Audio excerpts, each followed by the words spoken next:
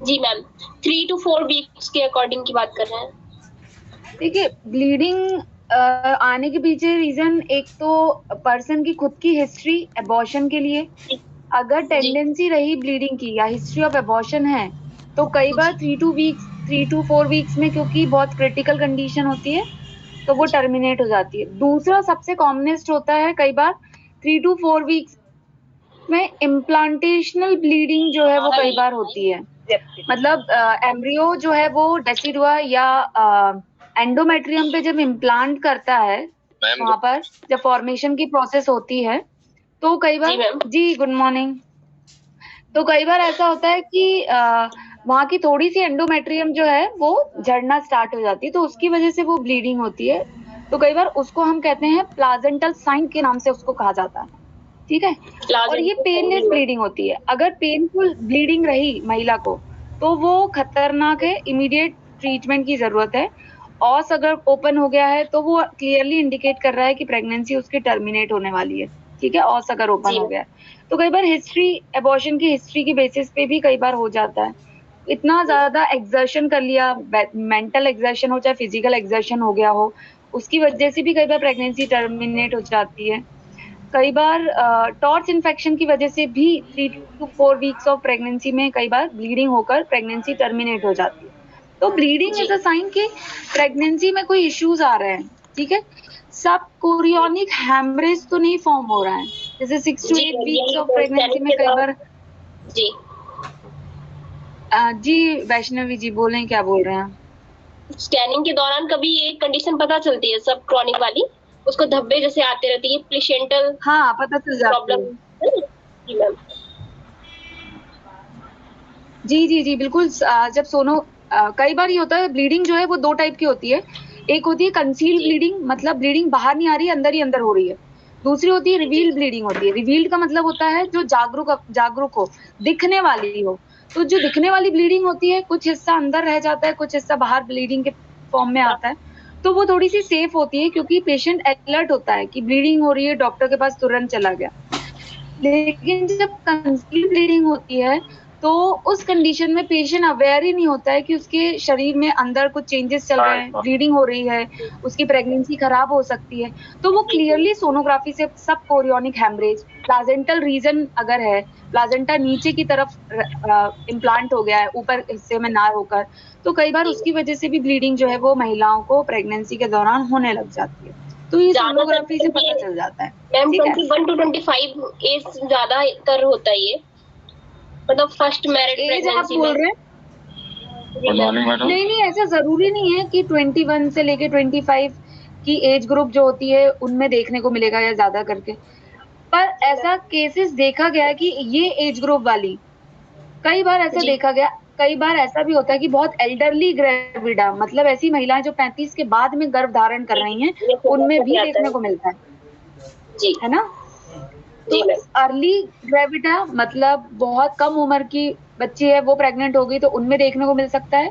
या तो ऐसी महिलाएं जो बहुत लेट एज में जाके उन्होंने प्रेगनेंसी हुई है, कंसीव करा है, उनको हमें देखने को मिल सकता है कि ये सब कोरियोनिक हैमरेज हो जाए। जैसे गाड़ी से ट्रैवल कर रहे हैं, फर्स्ट ट्राइमेस्टर में यूजुअली मना कहा जाता है कि जी, एक्सर्शन नहीं करना है।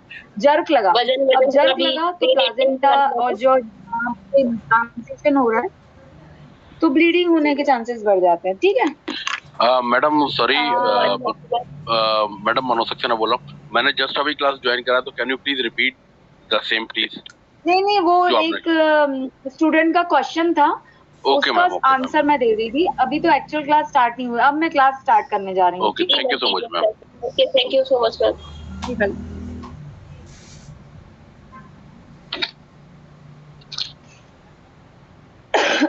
कल हम लोगों ने सब इन्वॉल्यूशन ऑफ यूट्रस तक हमने पढ़ लिया था। अब हमें पढ़ना है कि इसके बाद में क्या क्या दिक्कतें आ सकती हैं, और क्या सब इन्वॉल्यूशन के अलावा आफ्टर डिलीवरी और क्या क्या प्रॉब्लम या क्या क्या ऐसी चीजें हैं जो एक महिला फेस करती है, जिसके लिए उसको डॉक्टर के पास जाने की आवश्यकता पड़ सकती है।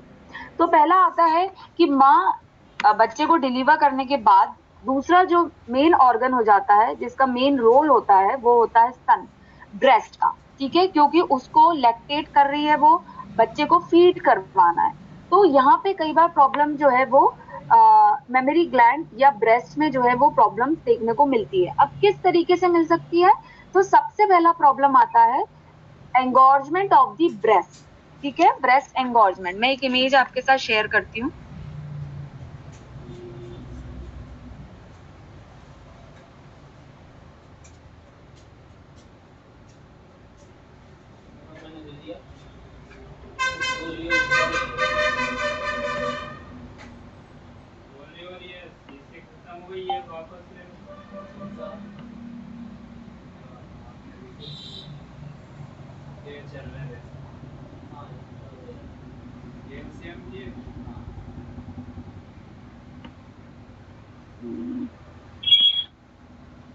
सर एक मिनट, स्क्रीन नहीं शेयर हो रही है। नहीं तो ये खोल रही हूँ तो इसमें ये open है।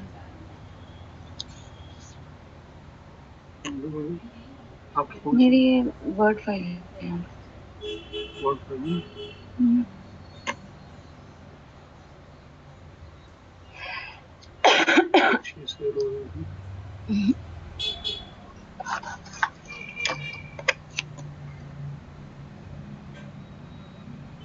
मैम आवाज तो आ रही है, क्या प्रॉब्लम हो गया?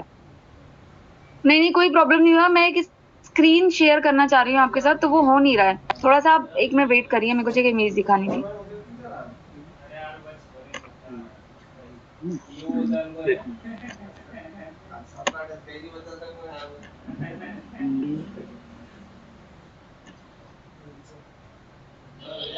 Good morning ma'am. जी गुड मॉर्निंग। एक सेकंड।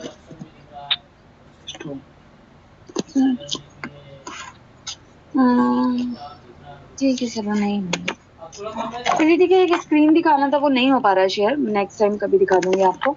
एंगॉर्जमेंट ऑफ ब्रेस्ट का मतलब होता है कि जब ब्रेस्ट में मिल्क बहुत। जी स्क्रीन में मैं आ गया था आपका जो अभी स्क्रीन शेयर हुई थी मैम। हुई थी शेयर तो? जी हाँ मैम। ठीक है, एक मिनट।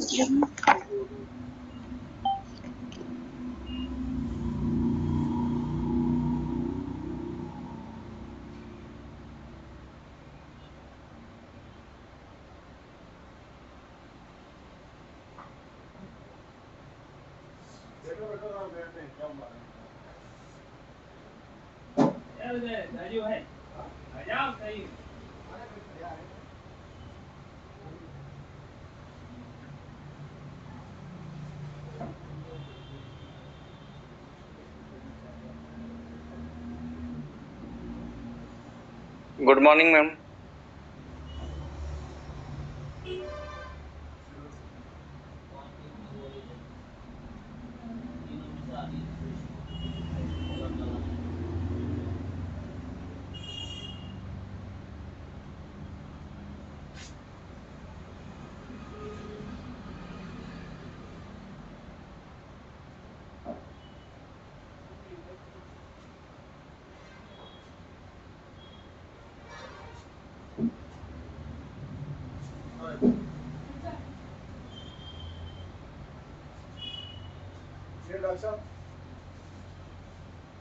वो ऑप्शन से हो नहीं रहा ना। ठीक है चलिए, ठीक है मैं व्हाट्सएप कर दूंगी आपको। ठीक है।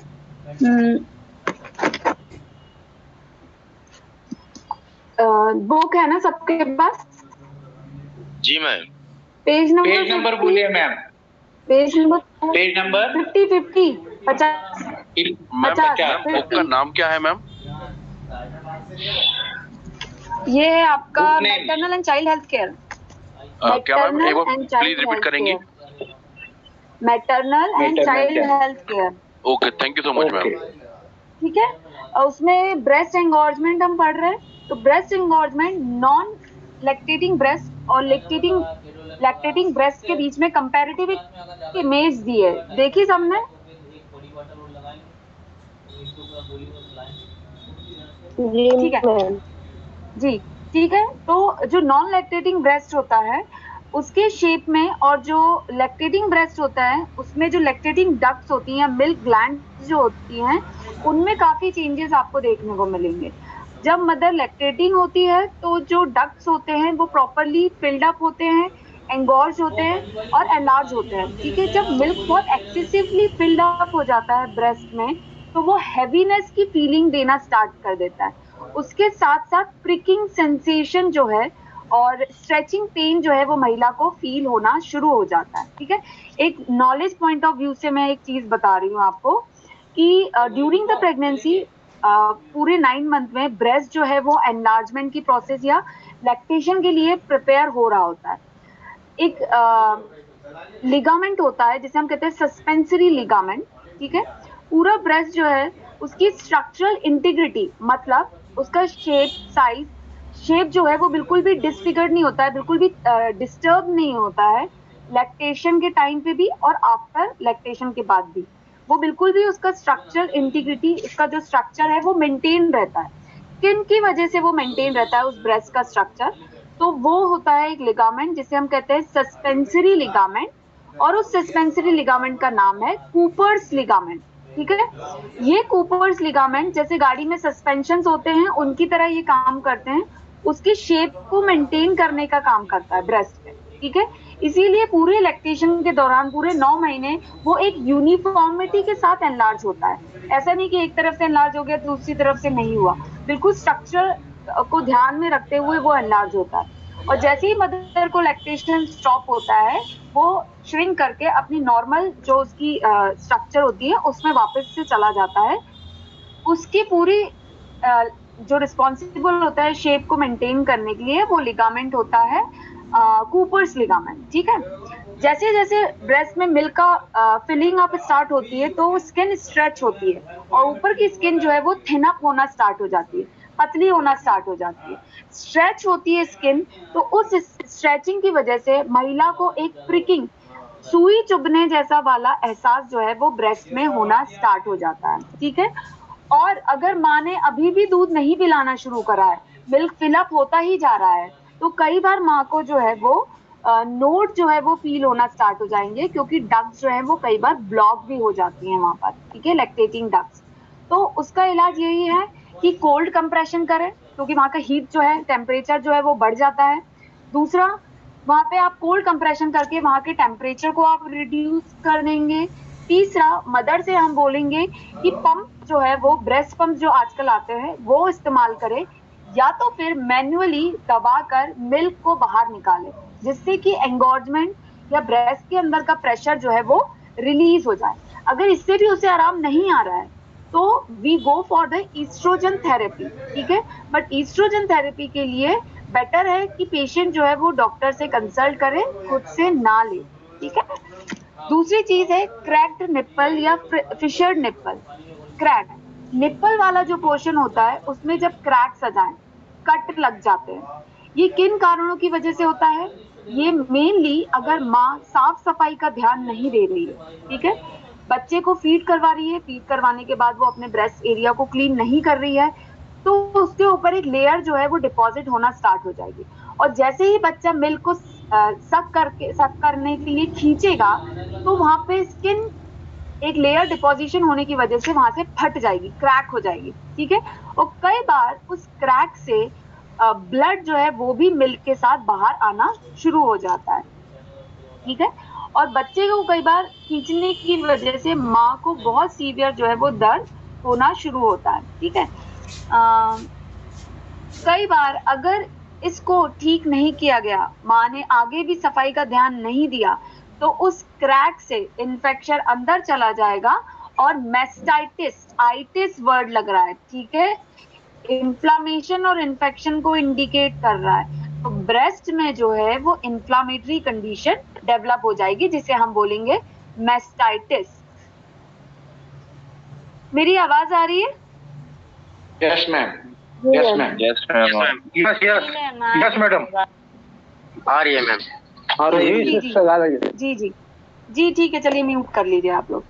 तो यहाँ पे हम पेशेंट को यही बताते हैं कि आप जितने बार भी बच्चे को स्तनपान करवाएं, उतनी बार जो है ब्रेस्ट को साफ कपड़े से, गीले कपड़े से उसे साफ करें, हाइजीन को ध्यान में रखते हुए, क्योंकि बच्चे को भी इन्फेक्शन नहीं होना चाहिए। अगर माँ के ब्रेस्ट में इन्फेक्शन हुआ तो वो ओरल पाथ के थ्रू बच्चे को इन्फेक्शन क्रिएट करेगा और बच्चे के लिए हानिकारक हो सकता है।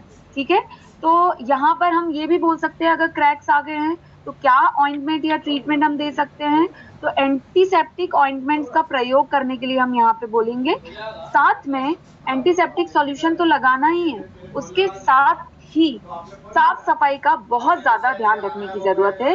डेली कपड़े को बदलने की जरूरत है, साफ सुथरा कपड़ा इस्तेमाल करें और गीले कपड़े से या गुनगुने पानी से जो है ब्रेस्ट वाले एरिया को वो क्लीन करें।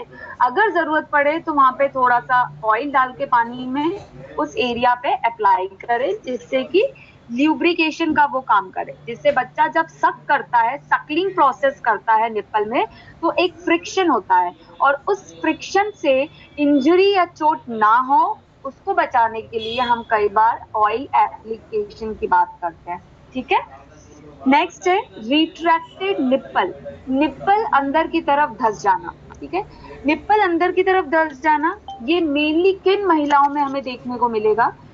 ऐसी महिलाएं जो पहली बार प्रेग्नेंट हुई हैं या पहली बार गर्भ धारण करी हैं, उनमें ये देखने को मिलता है कि निप्पल जो है वो फ्लैट या तो फिर अंदर की तरफ धंसे होते हैं। इसका मेन ट्रीटमेंट जो है, ट्रीटमेंट इसके लिए दवाई नहीं दी जाती है, तो एएनसी के टाइम पे ही डॉक्टर जो है वो प्रेग्नेंट लेडी को एडवाइस करती हैं कि वो हाथ से निप्पल को ऊपर की तरफ डेली जो है वो खींचे इन द सेंस कि बहुत ज्यादा इंजरी नहीं करनी है, जेंटली उसको ऊपर की तरफ जो है वो खींचना है, जिससे कि निप्पल अपना शेप ले ले और प्रोजेक्टाइल हो जाए बाहर की तरफ, जिससे कि डिलीवरी के बाद बच्चे को ब्रेस्ट फीड करने में दिक्कत ना जाए, लैचिंग में दिक्कत ना जाए, वो मुंह में निप्पल को प्रॉपरली होल्ड करे। जो मैंने आपको लास्ट टू लास्ट क्लास में एक इमेज बताई थी, वो मैं उस वही वाली इमेज के लिए रेफरेंस था कि लैचिंग मतलब जब बच्चे का मुंह जो है वो एरियोला तक प्रॉपरली ग्रिप बना लेता है और खींचना शुरू करता है दूध को। ठीक है, उसके लिए निप्पल को प्रोजेक्टाइल होना जरूरी है। तो यहाँ पर आप एज अ डॉक्टर प्रेगनेंसी के दौरान ही महिला को गाइड कर सकते हैं कि वो घर पर ही अपने निप्पल को धीरे धीरे बाहर की तरफ खींचना शुरू करे, जिससे कि वो प्रोजेक्टाइल हो जाए और बच्चे के मुंह में इजीली जो है वो प्लेस किया जा सके। ठीक है, नेक्स्ट है मेस्टाइटिस और एब्सेस। मेस्टाइटिस किन कंडीशन में होगी? जब ब्रेस्ट में किसी तरीके का इन्फेक्शन हो जाता है। ठीक है, इन्फेक्शन किसी भी तरीके से हो सकता है, या तो निप्पल के पाथ से चला जाए, निप्पल में क्रैक हो उसकी वजह से इन्फेक्शन जो है अंदर चला जाए, और ब्रेस्ट में इन्फ्लामेशन की कंडीशन जो है वो डेवलप कर दे। अगर इन्फ्लामेशन को हमने सही समय पे कंट्रोल नहीं किया तो वो इन्फेक्शन और स्प्रेड करता जाएगा।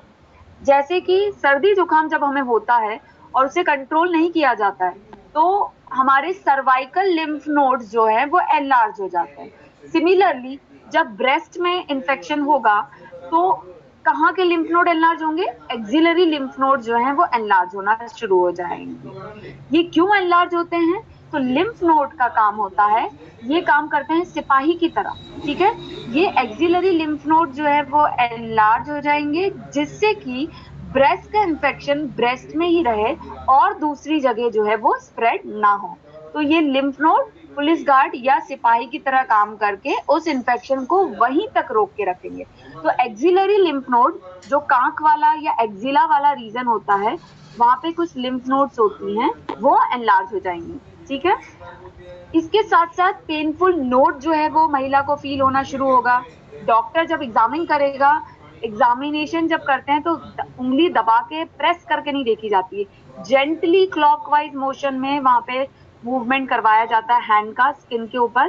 तो नोड अगर है तो वो इजीली फील होती है। ठीक है, दूसरी चीज ये है कि स्किन का कलर हम देखेंगे कि वहां पर स्किन कैसे दिख रही है। ठीक है, जैसे कि एग्जामिनेशन वाला जो पार्ट होता है तो पहला आता है पैल्पेशन, इंस्पेक्शन, पहला आती है स्टेज इंस्पेक्शन। इंस्पेक्शन का मतलब आपको देखकर पता लगेगा। तो जब आप ब्रेस्ट को एज अ डॉक्टर देखेंगे तो आपको वहां पे स्किन का कलर में कुछ डेविएशन है, चेंजेस है, अगर है तो वो दिखेगा। तो मैस्टाइटिस में स्किन का कलर कैसा हो जाएगा, ब्रेस्ट का रेड हो जाएगा, इन्फेक्शन और इन्फ्लामेशन की वजह से। दूसरी चीज इंस्पेक्शन के बाद आता है पैल्पेशन। आप छू कर देखेंगे वहां पर, तो छू कर आपको क्या महसूस होगा, वहां का टेम्परेचर आपको महसूस होगा, ठीक है। तो ब्रेस्ट का टेम्परेचर इन्फ्लामेशन की वजह से, इन्फेक्शन की वजह से वहां पर ब्रेस्ट में आपको हीट जो है वो महसूस होगी, तो वो इंडिकेट करेगा इन्फेक्शन को, इन्फ्लामेशन को। इंस्पेक्शन के बाद, पैल्पेशन के बाद आता है ऑस्कल्टेशन। तो यहाँ ऑस्कल्टेशन का एज सच कोई रोल नहीं है। फिर आता है परकशन, परकशन का भी यहाँ पर कोई रोल नहीं है। तो ये सारी चीजें जब आप करके देखेंगे तो आपको फील होगी नोट, स्वेलिंग, टेंडरनेस, हार्डनेस जिसे आप बोल सकते हैं, स्किन का टेम्परेचर, कलर, ये सारी चीजें जो है वो आपको दिखना और महसूस होना शुरू हो जाएगी जब आप एग्जामिन करेंगे उसमें, ठीक है। इसके अलावा अगर यहीं पर इसको ट्रीट नहीं किया गया, ठीक है, मैस्टाइटिस को यहीं ठीक नहीं किया गया, तो वो नेक्स्ट स्टेज ऑफ इन्फेक्शन में चला जाएगा जिसे हम बोलते हैं ब्रेस्ट एब्सेस, ठीक है। एब्सेस का फॉर्मेशन हो जाएगा, जिसे हम कहते हैं लेमन लैंग्वेज में हम बोले तो फोड़े का फॉर्मेशन जो है वो हो जाएगा, ठीक है। तो यहाँ पर हमें क्या करना है, तो बेसिकली अगर पस का फॉर्मेशन हो गया है, ऊज होना शुरू हो गया है, तो we go for IND, incision and drainage के लिए हम चले जाएंगे, या इंसिजन एंड ड्रेनेज जो है वो एडवाइस करेंगे। साथ ही साथ महिला को हम बोलेंगे कि उस एरिया की साफ सफाई का वो ध्यान रखें। निप्पल हो गया, ब्रेस्ट हो गया, एरियुला वाला रीजन हो गया, इनका पूरा ऑल टुगेदर जो है वो साफ सफाई का वो ध्यान रखें, जिससे कि इन्फेक्शन जो है वो जल्दी से जल्दी चला जाए, ठीक है। अगर नहीं जा रहा है और दूध में भी दूध पिलाते समय दिक्कत जा रही है, तो हम बोलेंगे कि जिस ब्रेस्ट में इन्फेक्शन है उस ब्रेस्ट से मां बच्चे को दूध ना पिलाए, ठीक है, दूसरे ब्रेस्ट से दूध पिलाए। और अगर पस का सिक्रीशन होना स्टार्ट हो गया है तो without wasting a time antibiotic के साथ ही साथ हमें इंसिजन एंड ड्रेनेज, चीरा लगाने की सलाह वहां पे दी जाएगी, जिससे कि उस पस को पूरा निकाल दिया जाए, साफ कर दिया जाए और इन्फेक्शन जो है वहां पर हुआ उसको हम क्लियरली स्टॉप कर दें। तो एंटीबायोटिक्स यहाँ पे बहुत इंपॉर्टेंट रोल प्ले करेंगे, ठीक है। तो इसे हम बोलते हैं मैस्टाइटिस या एब्सेस का फॉर्मेशन होना। नेक्स्ट स्टेज आती है failing of lactation. Failing of lactation, fail हो जाना, लैक्टेशन प्रॉपर नहीं हो पा रहा है माँ को, तो इस अवस्था में सबसे ज्यादा इंपॉर्टेंट रोल क्या होता है, माँ बच्चे को कितनी बार दूध पिला रही है, ठीक है। एक बार पिलाया, नहीं आ रहा है, चलो ऊपर का दूध दे देते हैं, बॉटल का दूध दे देते हैं, या कंटेनर जो होते हैं, टॉप फीडिंग जो होती है, फॉर्मूला मिल्क जो होते हैं वो दे देते हैं। तो इससे क्या होगा, मिल्क चैनल कभी भी स्टैब्लिश नहीं हो पाएगा। इसके लिए बेसिकली क्या करना है, माँ को बच्चे को बार बार अपने स्तन से मुंह लगवाना है, जिससे कि एक चैनल जो है वो फॉर्म हो और लैक्टेशन उसको स्टार्ट हो जाए, ठीक है। आ रहा है दूध या नहीं आ रहा है, तभी भी माँ को बच्चे को बार बार अपने सीने से लगवाना है, जिससे कि मिल्क या लैक्टेशन का चैनल जो है वो एस्टैब्लिश हो जाए, ठीक है। हिंदी में बताएं, हिंदी में क्या बताना है किरण जी? मैम आप पूरा इंग्लिश में बोलते हैं ना, थोड़ा कम समझ में आता है, थोड़ा थोड़ा हिंदी का भी यूज करें। हिंदी, अब जैसे इसमें फेलिंग ऑफ लैक्टेशन के लिए यही वर्ड है। अच्छा ठीक है ma'am. Failing of lactation, failing lactation मतलब जब दूध बनना नहीं हो पा रहा है महिला को, ठीक है। अब क्या होता है ना, मेडिकल लैंग्वेज में यही वर्ड यूज किए जाते हैं, तो हम लोगों के टंग पे भी वही बैठ गया होता है, तो वो बहुत दिक्कत आती है निकलने में, ठीक है। मैडम समझ रहे हैं, कोई बात नहीं, समझ रहे हैं।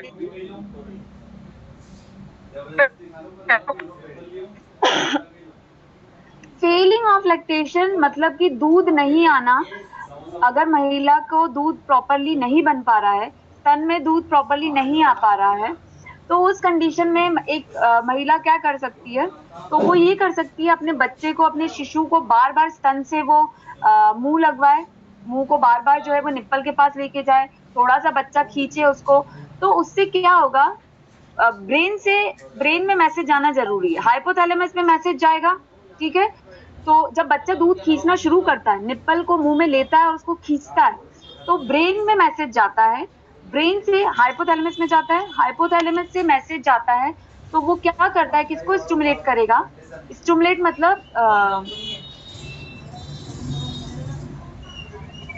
स्टिमुलेट करता है, हिंदी वर्ड मुझे नहीं पता, उत्तेजित करना, मैम उत्प्रेरित वर्ड। हाँ जी, ठीक है, थैंक यू। तो वो पिट्यूटरी ग्लैंड को स्टिमुलेट करेगा और फिर वहां से जो है वो प्रोलैक्टिन हार्मोन रिलीज होगा।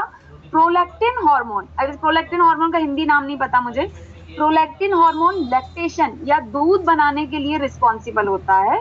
तो ये प्रोलैक्टिन हार्मोन जो है वो लैक्टेशन के लिए, लैक्टेशन जो है या दूध जो है वो सिक्रीट करवाना जो है वो शुरू करवाएगा, ठीक है।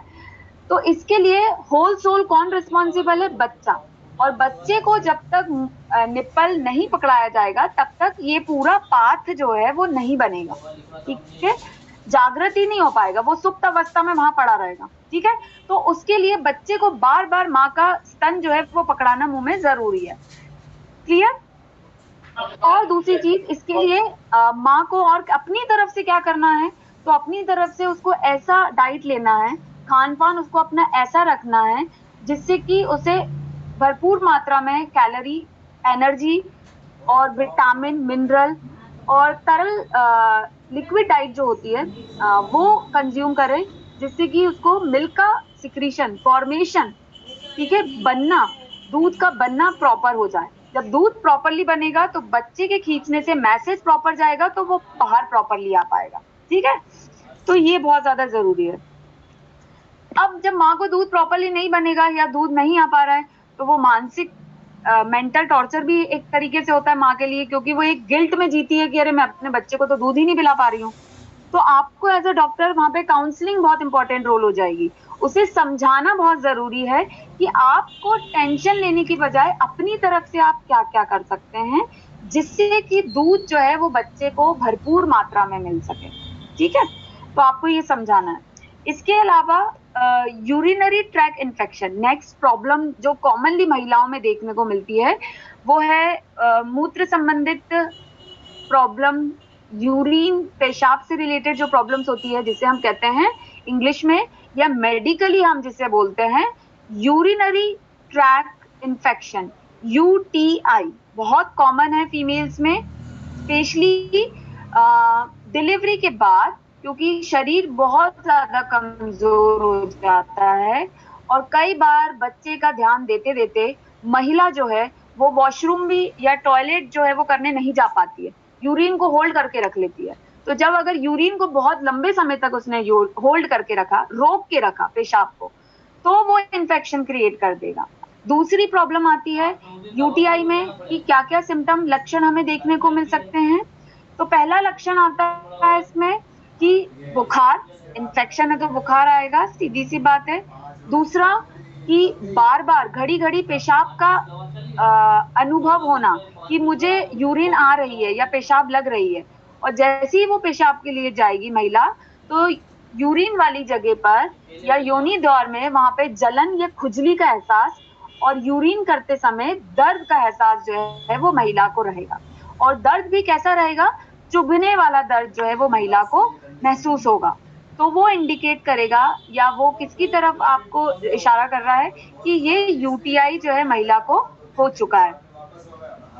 इसके अलावा आप यहाँ पे क्या इन्वेस्टिगेशन करवा सकते हैं, तो पेशाब की शिकायत है तो यूरिन रैंडम एंड माइक्रोस्कोपिक, इसके लिए इंग्लिश ही है, आपको रिपोर्ट अगर करवानी है तो इंग्लिश में लिखना पड़ेगा, ठीक है, या पेशाब जांच ऐसे करके लिख सकते हैं आप।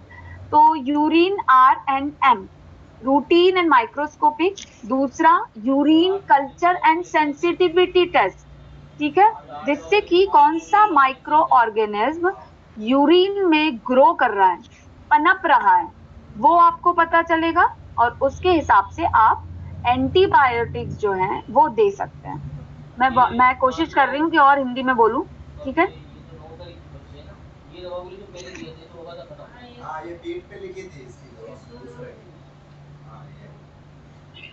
मैडम ये UTI के लिए वैसे तो एमॉक्सिक्लाव दिया जाता है जो अच्छा काम करता है, प्लस साथ में मैम नाइट्रोफोरेंटाइन क्या काफी अच्छा मॉलिक्यूल है उसके लिए? लिवोफ्लॉक्स के लिए बताइए। इसमें तो एंटीबायोटिक, क्वेश्चन किसका था? मैम मनोज सक्सेना बोल रहा हूँ। इसमें मैम एक नाइट्रोफोरेंटाइन,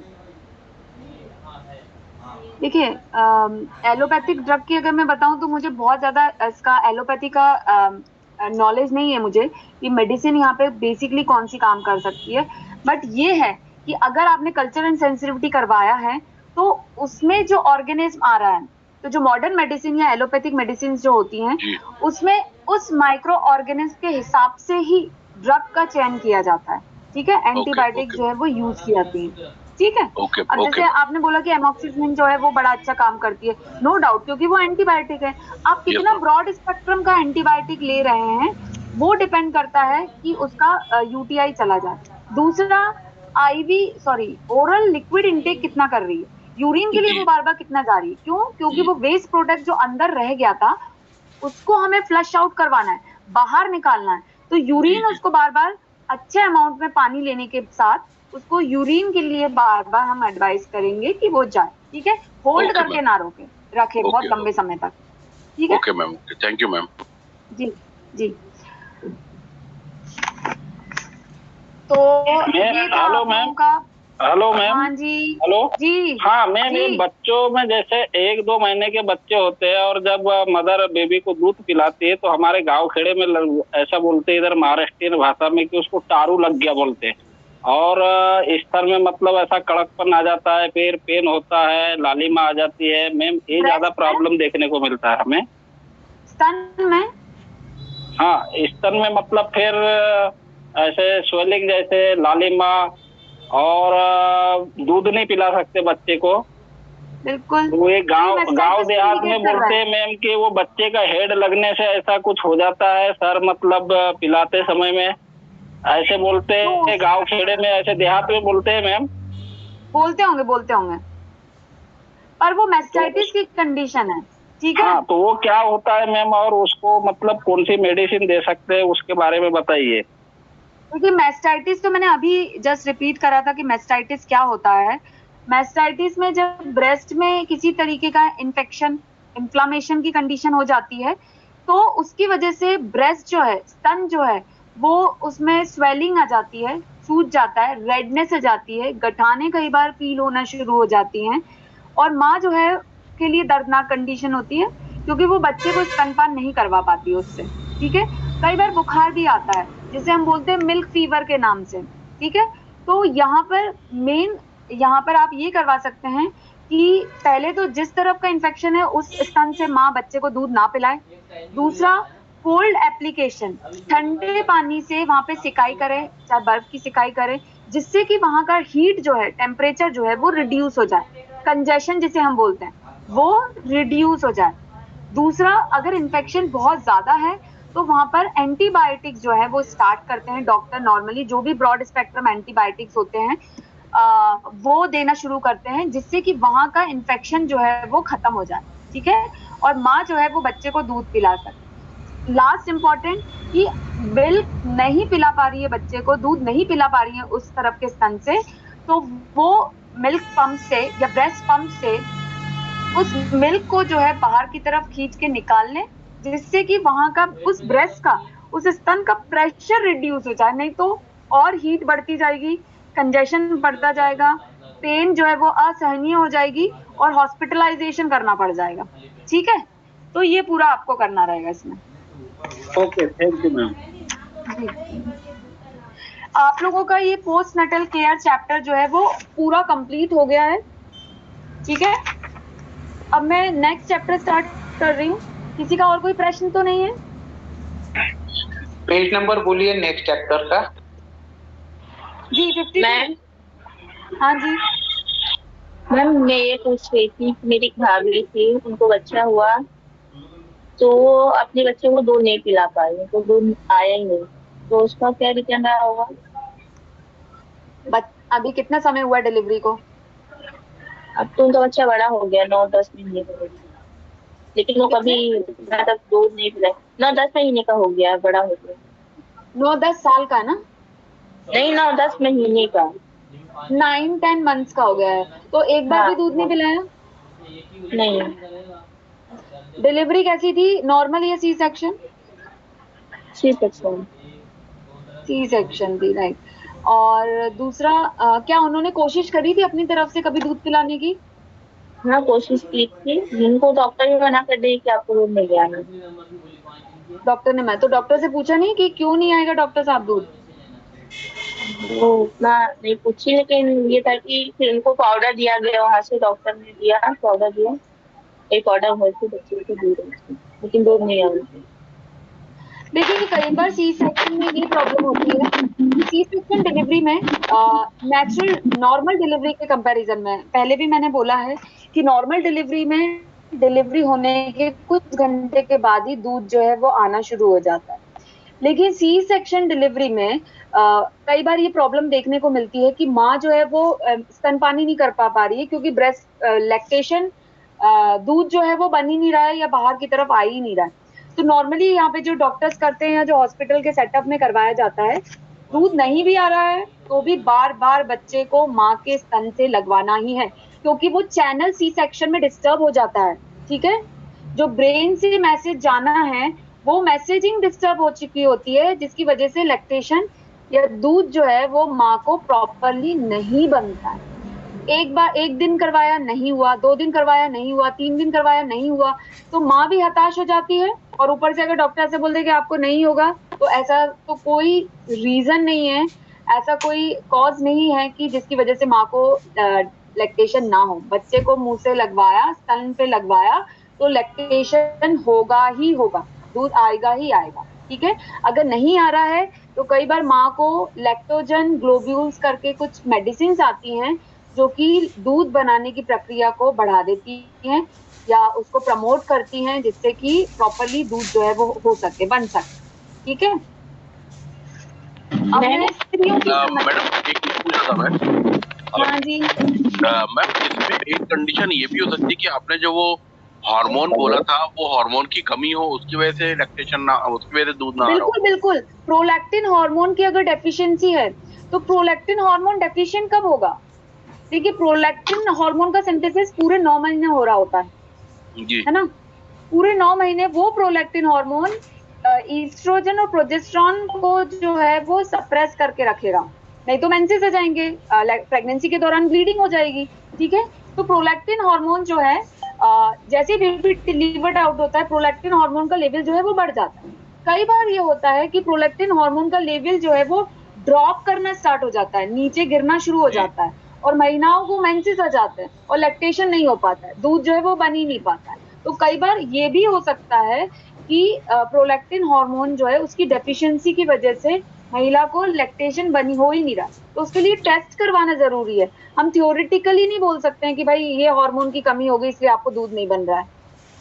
ठीक है मैम, इसके लिए ट्रीटमेंट फिर क्या होगा? जैसे प्रोलैक्टिन हार्मोन डिफिशियंसी है तो उसके लिए क्या दे सकते हैं? हार्मोन थेरेपीज जो है वो डॉक्टर स्टार्ट करवा देती है वहां पर, अगर नहीं हो रहा, प्रोलैक्टिन चैनल डिस्टर्ब है तो वो कई बार जो है वो एस्टैब्लिश करवाने के लिए डॉक्टर स्टार्ट करवाते हैं। इसका मतलब मैम एंडोक्राइनोलॉजिस्ट के पास फिर जाना पड़ेगा उसके लिए? हाँ, तो हमें वहां से रूल आउट करना पड़ेगा ना रीजन, कि भाई कहीं पिट्यूटरी रीजन में तो कोई प्रॉब्लम नहीं है, किसी तरीके की ग्रोथ तो नहीं है, पिट्यूटरी ट्यूमर तो नहीं है। ठीक है जी ma'am, thank you so much ma'am. कई बार होता है कि थायराइड डिस्टर्बेंस की वजह से भी हो जाता है। हाँ अयोध्या जी, अयोध्या प्रसाद जी पूछें, फिर हम नेक्स्ट चैप्टर स्टार्ट करेंगे। हेलो जी, हेलो जी, सेकंड सेमेस्टर की जो अल्ट्रासाउंड रिपोर्ट आती है फीटस की, उसको मेजरमेंट को पढ़ने का सिखा दीजिए हम लोगों को, हमको समझ नहीं पाते मेजरमेंट में जो लिख के आते हैं। हाँ जी बिल्कुल बिल्कुल। सेकंड ट्राइमेस्टर जो होता है, जो कि 13 महीने से जो शुरू होता है, वहां पर बच्चे का ग्रोथ देखा जाता है। ठीक है, उसको पढ़ने के लिए आपको सोनोलॉजिस्ट के अंडर में बैठना पड़ेगा। जी मैम। ठीक है, अरे कुछ संकेत तो आप मैडम कर सकते हैं, कोई रिपोर्ट सामने रख करके जो उसका संकेत कर दीजिए, फिर उससे हम जो है समझ लेंगे। वो तो सोनोलॉजिस्ट की खुद की अपनी स्टडी होती है, क्योंकि उसके लिए अलग से ही 3 साल स्टडी करनी पड़ती है। जी मैम, जी बिल्कुल। है ना। तो वो सोनोलॉजिस्ट ही बता सकता है, क्योंकि वो एक्सपर्ट होता है, वो इंस्ट्रूमेंट को इस्तेमाल कर रहा है, वो बता सकता है कि बच्चे का सिर इधर है। मैं भी नहीं देख के बता सकती मशीन की तरफ कि बच्चे का सिर इधर है या बच्चे का पैर इधर है या लड़का है या लड़की है, मैं भी नहीं बता सकती। नहीं मैम, लिंक सोनोलॉजिस्ट ही बता स्कैनिंग के दौरान आपने लिंक की बात नहीं कर रहा है। उसका जो मेजरमेंट लिंक की बात नहीं कर रही हूँ।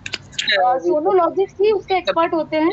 बेहतर है अगर आपके एरिया में कोई सोनोलॉजिस्ट हो और आपके परिचित के हैं तो आप उनके अंडर में सीख सकते हैं, और सीखना भी चाहिए कि सिर का सर्कमफेरेंस कितना होना चाहिए। हेड सर्कमफेरेंस होता है, वो शॉर्ट लैंग्वेज में लिखते हैं HC हो गया। एब्डोमिनल सर्कमफेरेंस के लिए AC लिखते हैं। ठीक है जी मैम। वैष्णवी जी, ये देखिए, ये सोनोलॉजिस्ट के साथ ये काम करती हैं सोनोलॉजी डिपार्टमेंट में, तो ये बड़े अच्छे से बता सकती हैं। तो मैडम वो जो हार्ट शब्द लिखते हैं उनको तो आप बता सकती हैं उनको तो। हाँ, जो हार्ट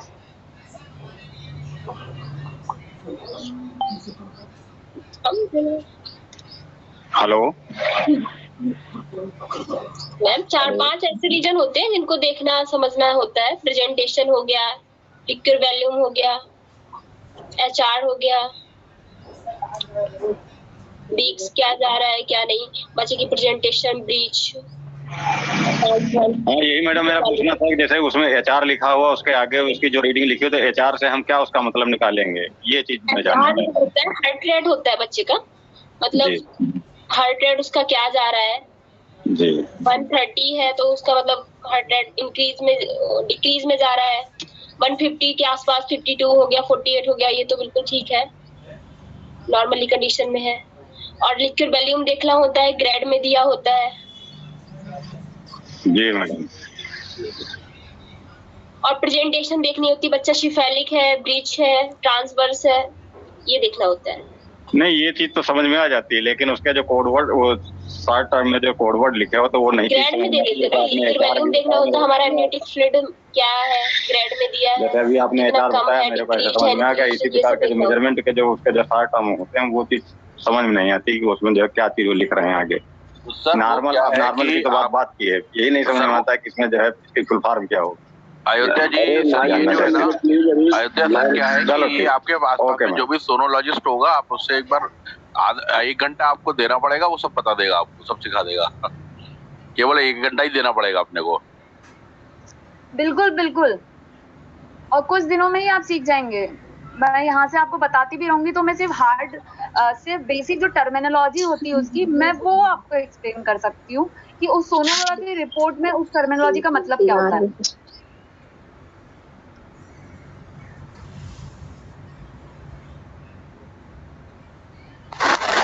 नेक्स्ट चैप्टर शुरू कर रहे हैं मैम।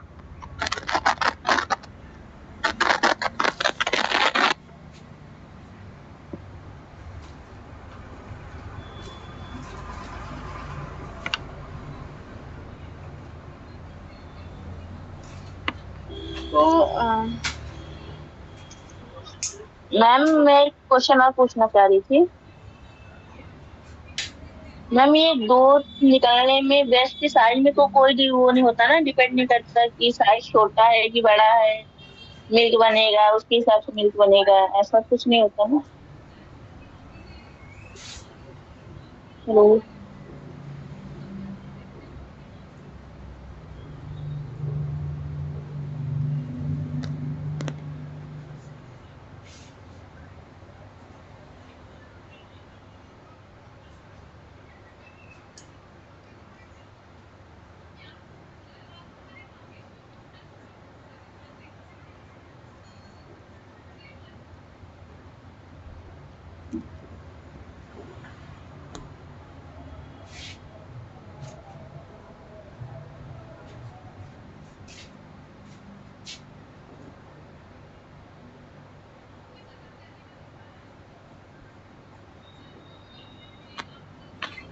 मैम, नेक्स्ट क्लास शुरू कर रहे हैं।